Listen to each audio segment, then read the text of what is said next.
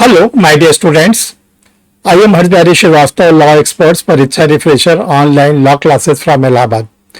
dear student, आज आप लोग को जो हम लोग का 3 नया क्रिमिनल लॉ बने हुए हैं उसमें से आज पहला जो वीडियो जा रहा है वो BNS पर, जो भारतीय न्याय संहिता है।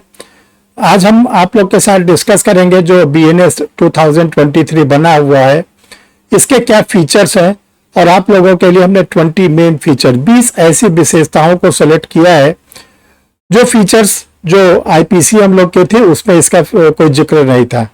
तो ऐसे कौन कौन से प्रोविजन रखे गए हैं बीएनएस में जो आईपीसी में नहीं थे और जो बीएनएस में रखना बहुत ज़्यादा जरूरी था। आज उसी टॉपिक पर हम लोग एक एक करके डिस्कस करेंगे और इसको जानने की कोशिश करेंगे कि ऐसा कौन कौन सा टॉपिक है जो बीएनएस में पहली बार जोड़ा गया है। डियर स्टूडेंट, जिन लोगों ने अभी तक परीक्षा रिफ्रेशर यूट्यूब चैनल को सब्सक्राइब नहीं किया है वो सब्सक्राइब कर लें। देखिए, एक बार अगर आप चैनल को सब्सक्राइब कर लेते हैं परीक्षा रिफ्रेशर का, तो आगे के समय में आप लोगों को जो भी वीडियो परीक्षा रिफ्रेशर लॉ क्लासेस की ओर से बनेगा आपके सिस्टम पर ऑटोमेटिक मिल जाएगा। आपको ये इंतजार करने की जरूरत नहीं पड़ेगी, आपको ये पता लगाने की जरूरत नहीं पड़ेगी कि परीक्षा रिफ्रेशर लॉ क्लासेस का कोई वीडियो रेडी हुआ कि नहीं हुआ, या करंट टॉपिक पर कोई वीडियो आया कि नहीं आया। एक बार आप चैनल को सब्सक्राइब कर लेंगे यूट्यूब को तो आपको ऑटोमेटिक मिल जाएगा। चलिए डियर स्टूडेंट, हम लोग देखते हैं कि जो बीएनएस बना हुआ है उसके क्या क्या फीचर्स हैं, कौन कौन सी प्रमुख उसकी विशेषताएं हैं।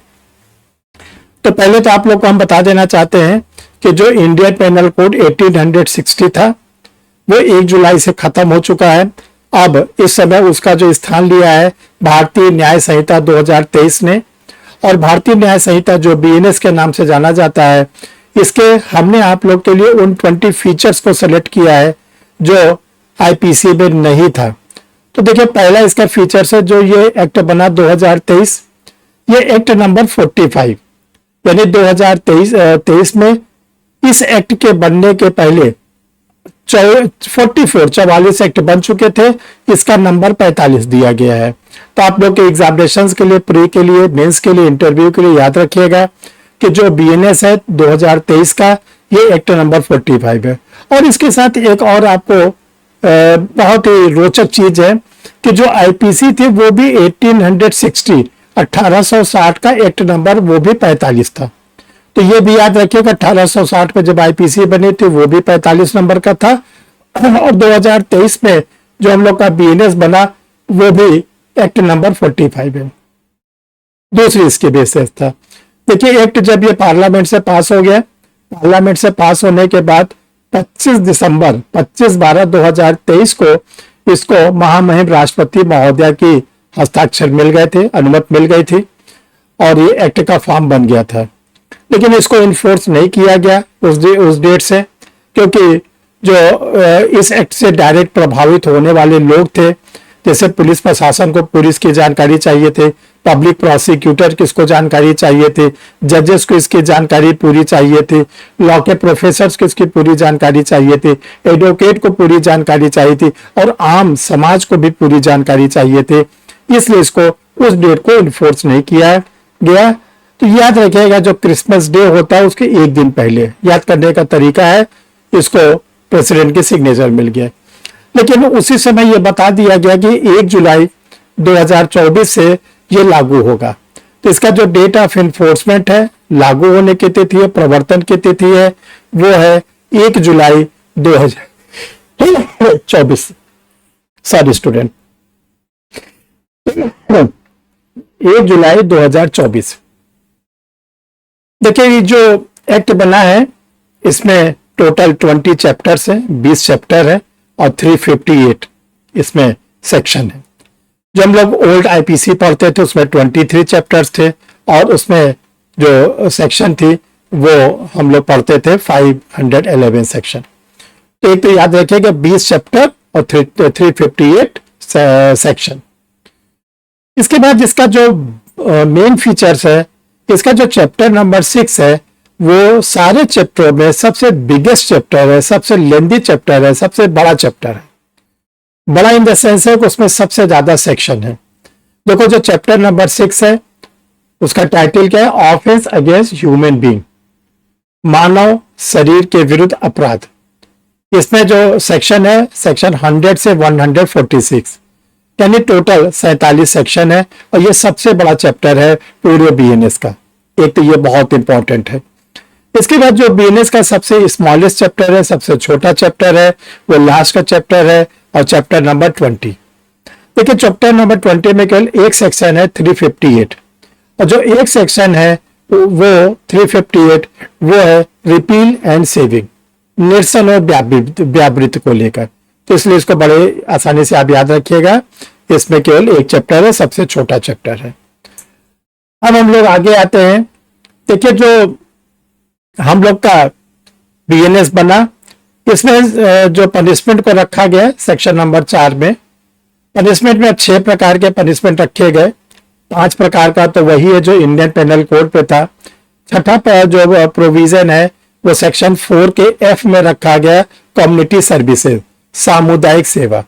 देखिए वैसे तो सामुदायिक सेवा जो कम्युनिटी सर्विसेज है इसको कहीं डिफाइन नहीं किया गया है, लेकिन ये कहा गया कि जो छोटे मोटे मामले होते हैं उसमें कोर्ट चाहे तो जो कन्विक्टेड पर्सन है उसको जेल न भेजकर किसी सामुदायिक सेवा में लगा दिया जाए। ये देखिए जो सामुदायिक सेवा है ये बीएनएस के 6 सेक्शन में जो ट्रायल कोर्ट होता है वो दे सकता है। सेक्शन कौन सी है? Section 202, section 209, section 226, section 303। देखिए 303 में चोरी है। इसमें कहा गया अगर स्टोलन प्रॉपर्टी 5000 से कम की है तो जो कोर्ट है वो सामुदायिक सेवा यानी कम्युनिटी सर्विसेज में उसे कन्विक्टेड पर्सन को भेज सकता है। इसके बाद 355 और 356 ये ध्यान रखिएगा सामुदायिक सेवा। पहली बार मॉब लॉन्चिंग को 103 में सेक्शन 103 के सब क्लास में 2 में रखा गया। देखिए मॉब लिंचिंग का मतलब होता है जाति के आधार पर, नस्ल के आधार पर, समुदाय के आधार पर किसी को मार डालना। तो इसको पहली बार ऑफेंस के रूप में रखा गया और ये बहुत ही तगड़ा पनिशमेंट भी इसमें रखा गया है। नए बीएनएस में जो ऑर्गेनाइज क्राइम होते हैं उस ऑर्गेनाइज क्राइम को बीएनएस में सेक्शन नंबर 111 में रखा गया, धारा 111 में ये पहली बार रखा गया। इसके पहले इसका कोई प्रोविजन नहीं था। देखिए जो हम लोग का बीएनएस बना है इसमें पहली बार टेररिज्म एक्ट, आतंकवादी कृत्य को सेक्शन 113 में डिफाइन किया गया। उसमें पनिशमेंट भी बताया गया है जो आजीवन कारावास या मृत्युदंड से उस कन्विक्टेड पर्सन को दंडित किया जाएगा। अगला इसका फीचर्स है बीएनएस का हिट एंड रन्स। जो हिट एंड रन्स मैटर होता था जिसको हम लोग उपेक्षा द्वारा मानववध कहते थे, इसमें जो सजा है उसको 2 वर्ष से बढ़ाकर 5 वर्ष कर दिया गया। 5 वर्ष कर दिया गया, बहुत इंपॉर्टेंट ये है।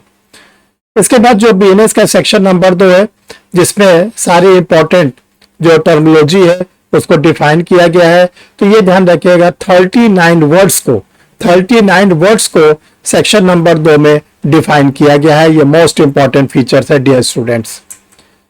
इसके बाद देखिए जो ऑफेंस वर्ड है, ऑफेंस को बीएनएस में सेक्शन नंबर 2 के क्लास 24, 2 के क्लास उपखंड 24 में बीएनएस में बताया गया।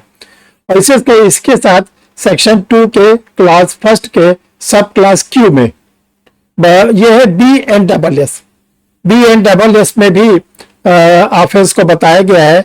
तो ये ध्यान रखिएगा जो पहले सेक्शन 41 और सेक्शन 2N में था इंडियन पेनल कोड और सीआरपीसी में, अब इसके सेक्शन ये कर दिया गया है।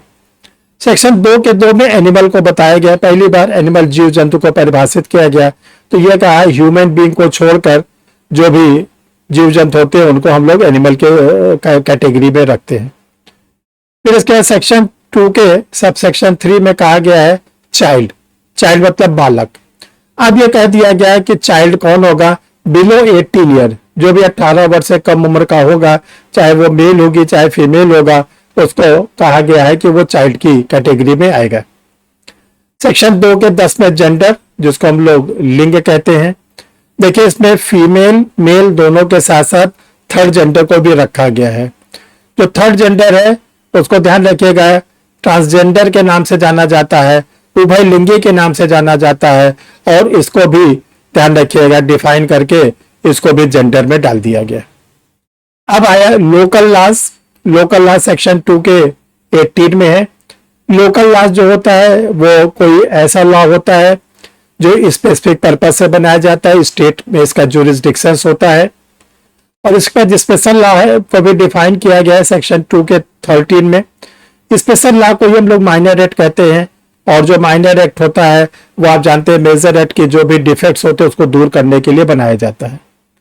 इसके बाद पनिशमेंट है, जो आईपीसी में 5 प्रकार के पनिशमेंट थे: death sentence, life imprisonment, simple और रगरस, फॉरफीचर ऑफ प्रॉपर्टी और फाइन। ये 5 पनिशमेंट तो बीएनएस में भी वैसे के वैसे रखे गए हैं। बीएनएस में एक अलग से प्रोविजन जोड़ दिया गया है और वो है कम्युनिटी सर्विसेज। इसके बाद देखिए जो ये बीएनएस है ये 2 जगह लागू नहीं होता है। ये बहुत इंपॉर्टेंट है कि जो बीएनएस हम लोग का बना है, एक तो देखिए जो आर्मी के लोग होते हैं, क्योंकि उनका मार्शल लॉ होता है, उनका अपना अलग से कोर्ट होता है, तो उनके लिए ये बीएनएस जो होता है वो लागू नहीं होता। इसके बाद जो स्पेशल लॉ और लोकल लॉज बनते हैं वहां पर भी बीएनएस के प्रोविजन लागू नहीं होंगे।